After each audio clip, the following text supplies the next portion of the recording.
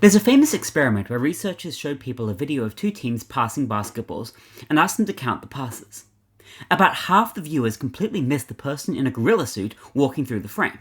The gorilla was there for 9 seconds. It walked right through the middle of the action, thumped its chest, and walked off. Half of the observers saw nothing. The usual lesson drawn from this is that we miss obvious things when we're focused on something else. But I think there's a weirder and more unsettling lesson. Our conscious experience of reality is mostly a post hoc narrative we tell ourselves about a tiny slice of available information. We think we're perceiving everything, that we have some kind of comprehensive view of what's happening around us. We don't. We're running a drastically compressed mental model that leaves out most of the world.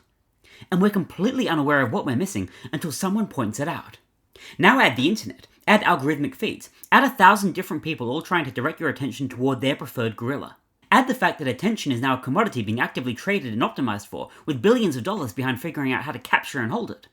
And the question stops being about whether you're missing gorillas anymore. I recently tried an experiment on my own. For 1 week, I consumed zero news. No Twitter, no news sites, no checking what was trending, nothing. At the end of the week, I asked a friend to brief me on anything important I'd missed. The entire briefing took about 4 minutes. The vast majority of what I would have spent hours consuming turned out to be completely forgettable within 7 days. This should disturb all of us a lot more than it does. If you spend 2 hours a day keeping up with news and current events, that's about 730 hours per year. If 95% of that information is functionally useless within a week, you're spending roughly 694 hours per year filling your head with mental clutter that will be gone by next Tuesday. That's about 17 full work weeks. Imagine what you could learn or create or think about with 17 weeks of focused attention. And most of us can't actually stop. I tried to extend my news blackout to 2 weeks, and I started feeling genuinely anxious. And it wasn't because I was missing important information. I had already proven I wasn't. I felt anxious because everyone else was talking about things I hadn't heard about, and I couldn't participate in the conversation.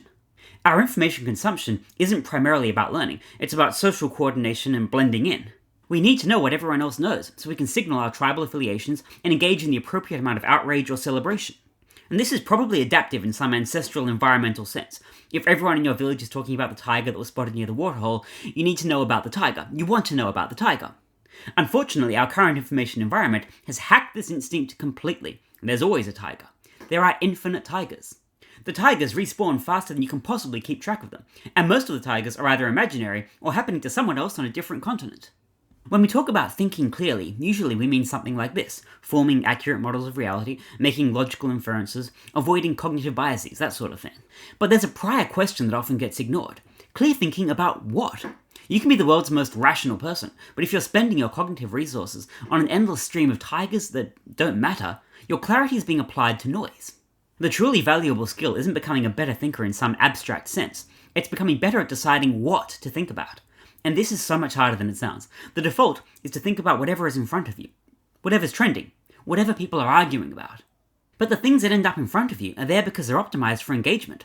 There's a passage in Thinking Fast and Slow where Kahneman describes how System 1, fast intuitive thinking, generates answers constantly.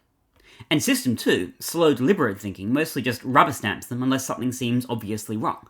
I think we have a similar thing happening at a higher level. System 1 decides what to pay attention to based on emotional salience and social signals. System 2 might analyze that information carefully, but it rarely questions whether the information is worth analyzing in the first place. The cleanest example of this will always be Twitter arguments. You see a bad take, your System 1 immediately flags it as wrong and important. And before you know it, you spent 20 minutes mentally composing a response, considering various angles, anticipating counter-arguments.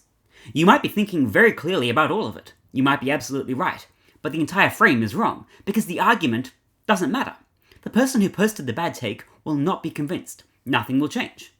You've just spent cognitive resources that could have gone toward anything else in the entire universe on something that will be forgotten by tomorrow.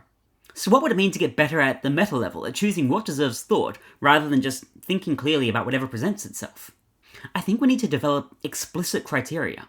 Only think carefully about problems you can actually influence, questions where you might genuinely change your mind. And this works, but it's exhausting to apply consistently. The pull of the immediate, the trending, the outrageous is very strong indeed. A slightly more interesting approach is to spend more time with old information.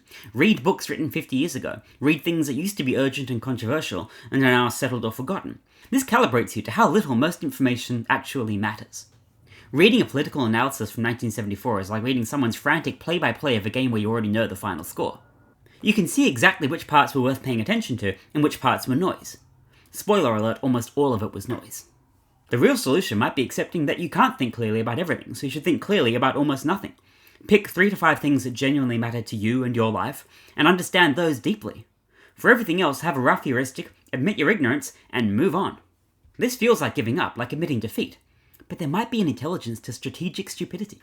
Because the alternative is what we're doing now, which is maintaining the illusion that we understand everything, while actually understanding nothing very well at all. We know a little bit about cryptocurrency, and a little bit about climate change, and a little bit about whatever war is currently happening, and a little bit about economic policy, and we have strong opinions about all of it. But strong opinions based on shallow engagement aren't actually worth very much at all. They're mostly just tribal markers dressed up as beliefs. I don't have a neat conclusion here.